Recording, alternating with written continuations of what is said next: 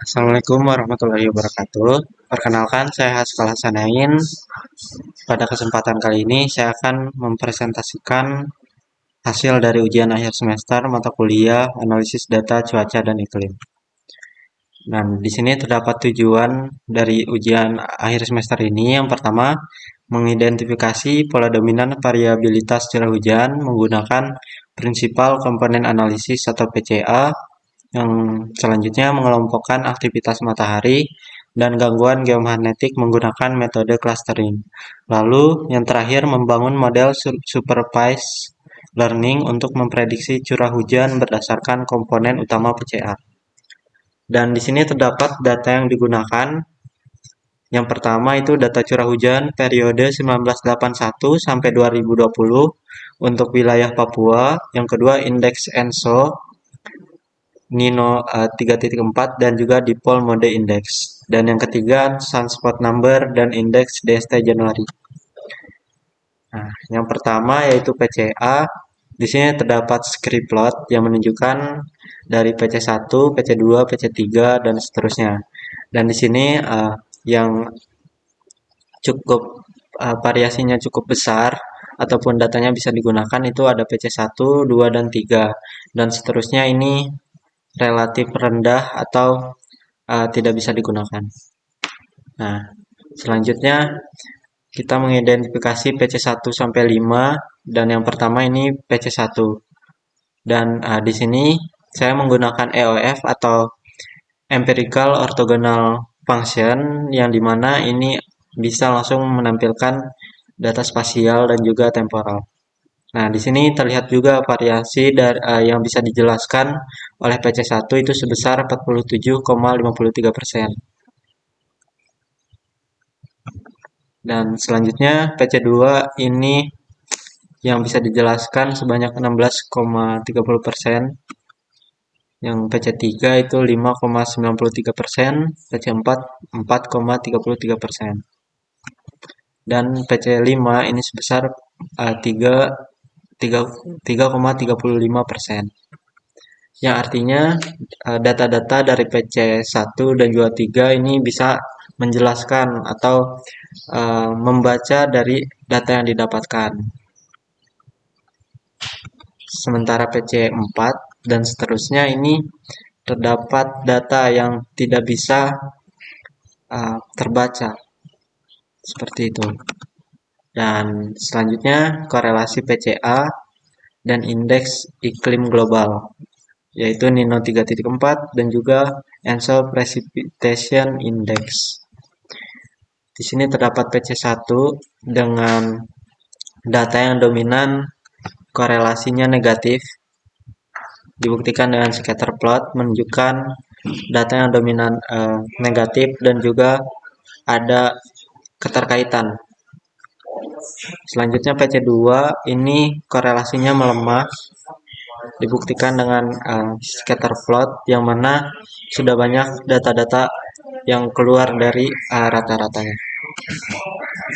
Dan di sini ada PC3 yang di sini terlihat bahwa PC3 ini ternyata cukup dekat dengan Nino 3.4 hasil PC3-nya dan dibuktikan dengan scatter plot. Di sini terlihat adanya korelasi yang positif dan juga data satu sama lain antara Nino 3.4 dan juga PC3 ini relatif kuat untuk korelasinya. Dan untuk PC4 sendiri ini korelasinya melemah dan juga datanya cukup tidak berkorelasi. Nah, dibuktikan dengan scatter plot ini. Dan untuk PC5 masih sama. Ya. Dan di sini kita bisa lihat bahwa semakin naiknya PC ini tidak bisa merepresentasikan data yang sesungguhnya pada Pulau Papua. Nah, ini terhadap ENSO Precipitation Index atau EPI. Ini sebenarnya masih sama dengan yang sebelumnya, di mana data ini memiliki korelasi satu sama lain, namun korelasinya negatif di angka 0,025. Ini untuk PC2 sama. Di sini terdapat korelasi juga, korelasi cenderung positif, namun terlihat bahwa korelasinya melemah. Dan di sini PC3 untuk ENSO Precipitation Index, terlihat bahwa data PC3 ini bisa mendekati nilai dari data ENSO Precipitation Index. Nah, hanya sedikit outlier pada gambar di sini, dan juga data cenderung korelasi positif dan juga korelasinya cukup kuat di rentang 0,10 sampai negatif 0,05. Nah, ini untuk PC4 tidak ada hampir tidak ada korelasi di antara data-datanya. Ya, bisa dikatakan data di sini melemah. Nah, dibuktikan dengan scatter plot. Dan untuk PC5 hampir sama, cenderung lebih lemah juga dibandingkan PC4. Oke, selanjutnya clustering. Nah, di sini kita lihat bahwa adanya dua gambar. Yang sebelah kiri ini time series sunspot number dan juga time series DST index ataupun gelombang.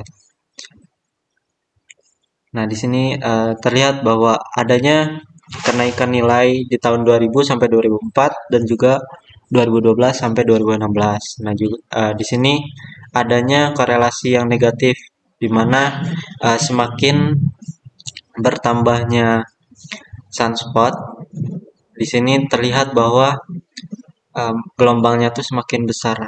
Dibuktikan dengan turunnya nilai dari si DST index. Nah, ini ada elbow method dari jumlah cluster,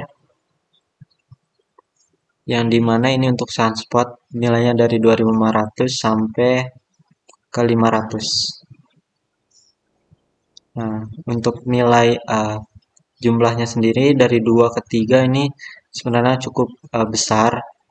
Dan untuk selanjutnya ini 3 ke 4, 4 ke 5, 5 ke 6, 6 ke 7 ini tidak adanya nilai kenaikan ataupun penurunan nilai yang cukup signifikan. Dan juga untuk DST index sendiri ini hampir sama, dari 4000 ke angka 2300 ini didominasi oleh jumlah cluster dari 2 ke 3. Dan untuk seterusnya ini mengalami penurunan yang tidak signifikan.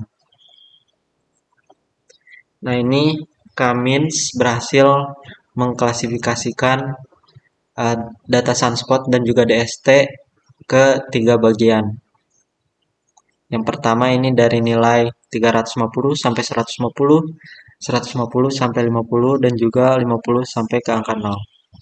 Dan ini juga sama dari 0 ke 50 dan 50 ke negatif 50 sampai negatif 200. Nah, untuk yang kuning ini dan juga yang kuning di DST dan juga yang kuning di sunspot ini terlihat adanya kenaikan ataupun penurunan yang signifikan, yang menandakan ini bisa ataupun dapat diklasterisasi dengan baik. Nah, ini untuk nilai dari masing-masing siluet baik sunspot maupun DST. Nah, lalu yang terakhir machine learning. Di sini didapatkan nilai ambang batas curah hujan di angka 80% dengan nilai 318,214,935. Dengan nilai tertinggi itu untuk RMSE itu di testing, data testing, dan juga untuk yang R2 ini nilai tertingginya di data training. Sementara kebalikannya untuk training di RMSE ini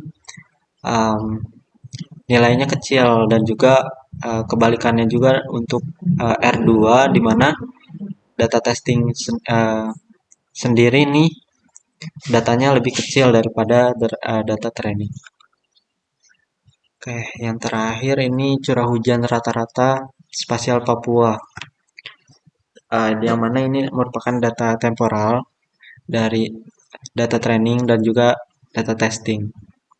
Di mana terlihat data training ini cukup nilainya cukup banyak ataupun besar. Oh ya, sementara data testing di sini yang cukup besar dan data training ini ya. Dan yang warna hijau ini menunjukkan rata-rata spasial di mana ya ternyata di kedua data ini mengikuti pola dari data rata-rata spasial. Di training data ini dimulai dari 0 sampai ke 380 dan testing data ini dimulai dari 380 ke angka 500. Oke, baik dari presentasi ini dapat disimpulkan bahwa PCA berhasil mengidentifikasi pola dominan variabilitas curah hujan di wilayah Papua, di mana PC1 merupakan komponen utama yang paling dominan dan mampu menjelaskan sebagian besar variansi data curah hujan. Lalu hasil scriptplot menunjukkan bahwa struktur data bersifat berdimensi rendah, sehingga penggunaan PC3 sampai 5 maupun 5 sampai seterusnya ini tidak cukup baik, sehingga penggunaan PC1 hingga PC3 ini sudah cukup untuk mempresentasikan informasi yang penting dalam data tanpa kehilangan makna fisik dari data tersebut. Lalu pola spasial PC1 atau tadi menggunakan EOF memperlihatkan adanya kontras spasial di daerah utara selatan Pulau Papua yang mengindikasi mode dipolar curah hujan dan mencerminkan pengaruh kombinasi antara sirkulasi atmosfer skala regional, konveksi lokal, topografi wilayah Papua, serta interaksi antara laut dan juga atmosfer. Nah, lalu lanjut ke hasil klasterisasi sunspot, mampu membedakan fase minimum, transisi, dan juga maksimum dari aktivitas matahari. Sedangkan karakterisasi DST berhasil mengelompokkan kondisi geomagnetik menjadi tenang, terganggu, dan badai geomagnetik kuat. Nah, tadi terlihat bahwa sunspot-nya naik dan juga nilai geomagnetiknya ikut naik karena di sana ada aktivitas matahari juga. Dan model supervised learning berbasis skor dari komponen utama PCA, yaitu tadi sudah kita ambil PC1 sampai PC5, menunjukkan kinerja yang sangat baik dalam memprediksi curah hujan ekstrim dengan nilai R2 yang tinggi dan galat prediksi yang relatif kecil pada data training maupun testing. Nah, secara keseluruhan penelitian ini membuktikan bahwa kombinasi PCA, clustering, dan juga machine learning, model supervised learning efektif dalam menganalisis variabilitas curah hujan dan juga mengaitkannya dengan fenomena iklim global maupun aktivitas matahari, serta memberikan kemampuan prediksi yang andal terhadap kejadian hujan ekstrim maupun kondisi-kondisi lainnya. Lalu, analisis korelasi antara PCA dan indeks iklim global menunjukkan bahwa pengaruh ENSO paling kuat tertangkap pada PC1, baik terhadap indeks Nino 3.4 maupun ENSO Precipitation Index atau EPI. Sementara kontribusi ENSO melemah secara signifikan pada PC2 dan PC3 serta tidak signifikan pada PC4 dan PC5.